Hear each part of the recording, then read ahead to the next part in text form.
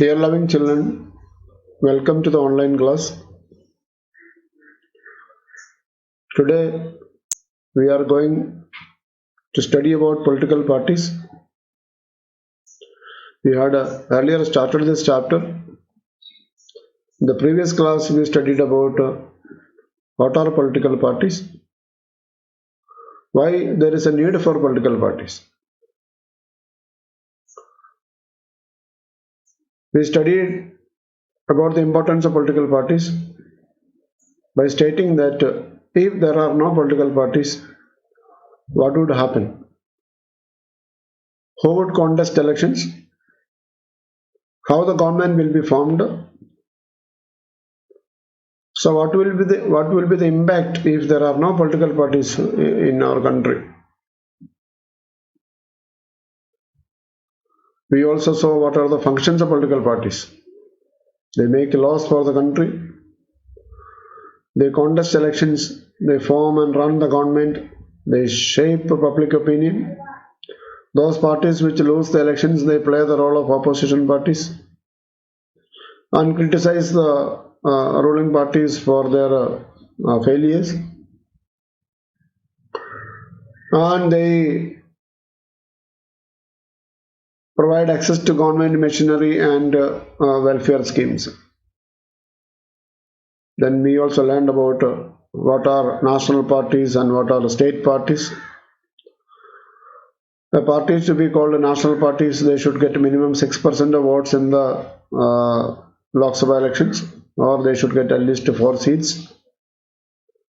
For a party to be called state parties, they should get at least 6% of seats in the state legislative assembly elections, or they should get 2 seats. So, then we studied about national parties. There are 6 national parties: Indian National Congress, BJP, CPI, CPIM, Bahujan Samajwadi Party, NCP. We also studied about regional parties.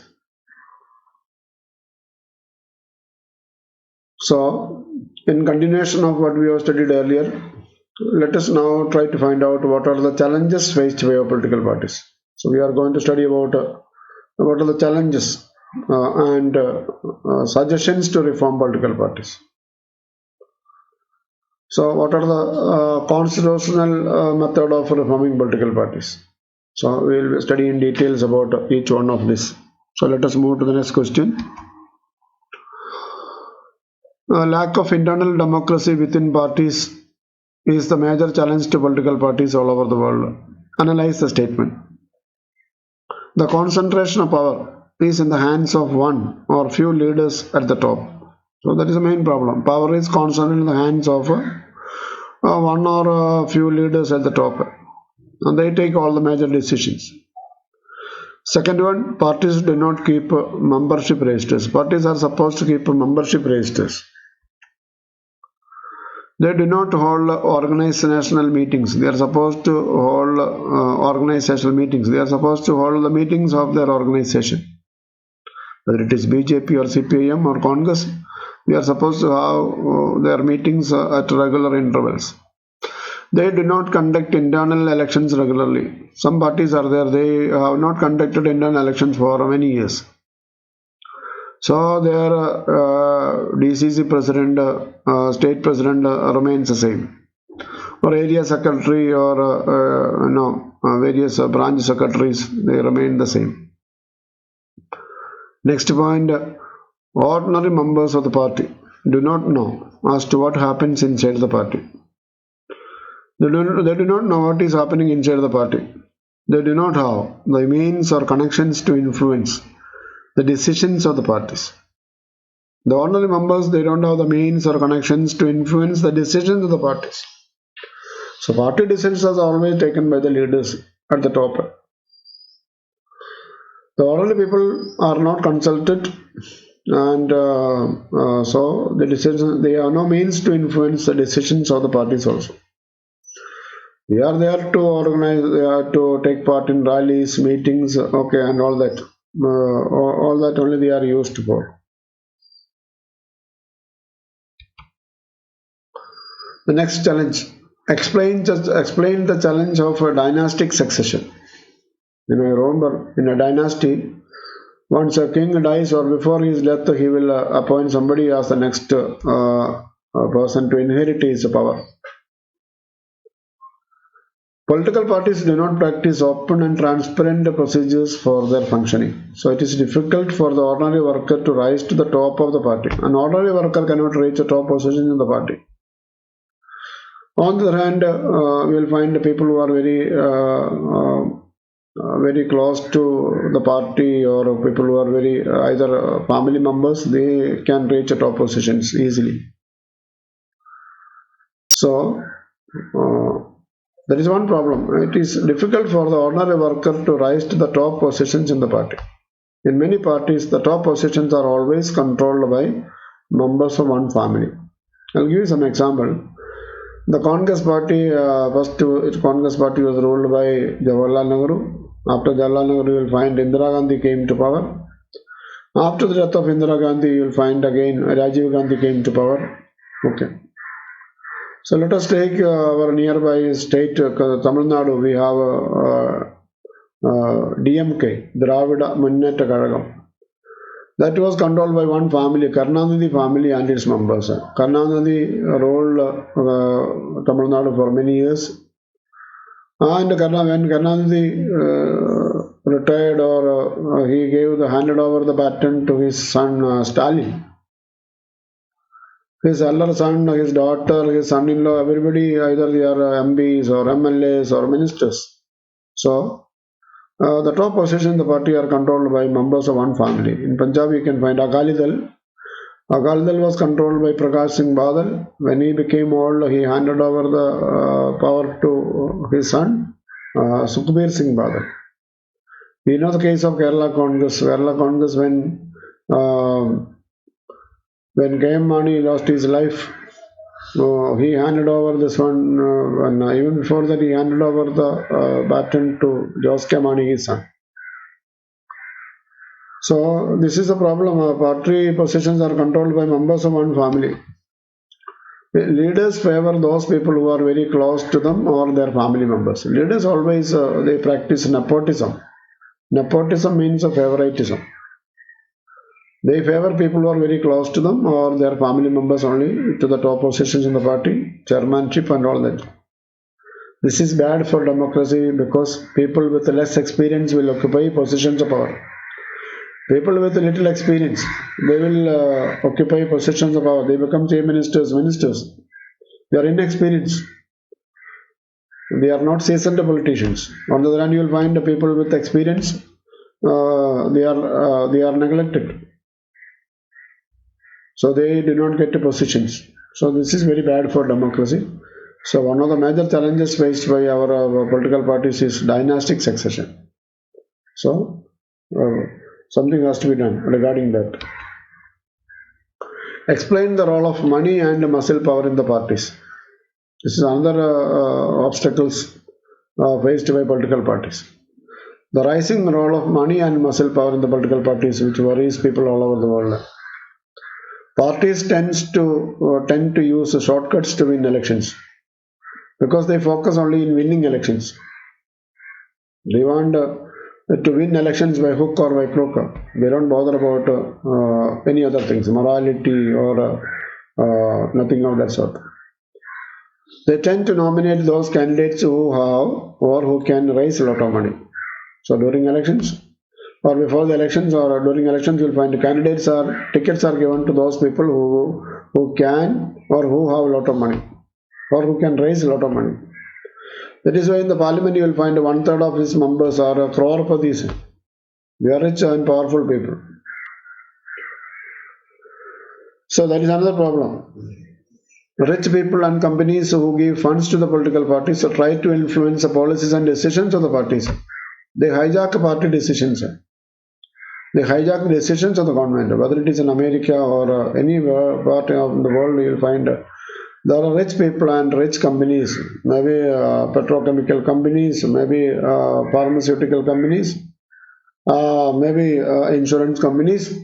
They give funds to political parties and try to influence the policies and decisions of the parties.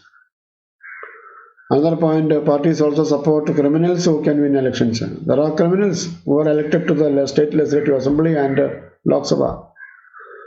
These are people with a lot of criminal cases against them. Murder, kidnapping, okay, attacking police station. So there are criminals, underworld people who are given tickets to because they have a chance to win elections. They threaten people. So they spend money for elections. So that is people all over the world are worried about this growing role of money and muscle power, which influence political parties. So in order to deepen democracy, we have to reduce the role of money and muscle power in democracy. Next question: parties do not offer meaningful choices to the voters. Explain. In recent years, there has been a decline in the ideological differences among parties in the world. There's a decline, not much difference, ideological difference between Republican Party or Democratic Party, or the difference between Labour Party and Conservative Party. So second point, the difference between Labour Party and the Conservative Party is very little in Britain. So the difference is very little. Hardly there is any difference between. We saw when we studied about the ideological differences of CPI and CPM, hardly there is a very little difference. Only 1 or 2 points only there is a difference. Same way with other parties. They agree on more fundamental aspects but differ only in details, how policies are to be framed and implemented. They agree on fundamental aspects of the policies, but they only differ in their opinion how policies are to be framed and implemented. Sometimes people cannot elect different leaders as the same set of leaders keep shifting from one party to another. There are people who jump from one party, earlier they were in Congress, then they went to CPIM, then they went to BJP, or they were in CPIM, they went to Congress, or from BJP they went to CPIM. They keep shifting from Congress, they went to NCP. So they keep shifting from one party to another. That is another major problem. So there is no, people have no choice, lack of meaningful choice. You have to sometimes select the same leaders. You have no choice. Question number 16. What are the steps taken to reform political parties? Constitutional steps, we can say. The constitution was amended to prevent MLAs and MPs from changing parties. We have a defection. In the textbook, there is a defection. You can study about that. All the questions which are given in the sides of the textbook you should do. Partisan, defection, okay, all that you should do. Now they lose their seat in the parliament or state legislative assemblies if they change parties. If they change parties, they lose their seats. The Supreme Court has passed an order to reduce the power of money and criminals. Now a candidate has to file an affidavit giving details about his property and criminal cases pending against him. So at the time of filing his nomination papers, a candidate has to file an affidavit, a written document signed by a notary, giving details about his property and the criminal cases pending against him. Next one, the Election Commission has passed an order making it necessary for political parties to hold organizational elections and file their income tax returns. But who knows, who is there to check whether the income tax returns filed by them is correct or not? Okay, which agency will do that? Question number 17. What are the suggestions to reform political parties? A law should be made to regulate the internal affairs of the political parties. It should be made compulsory for political parties to maintain its register of membership, to follow its own constitution, and hold open elections to high post in the party.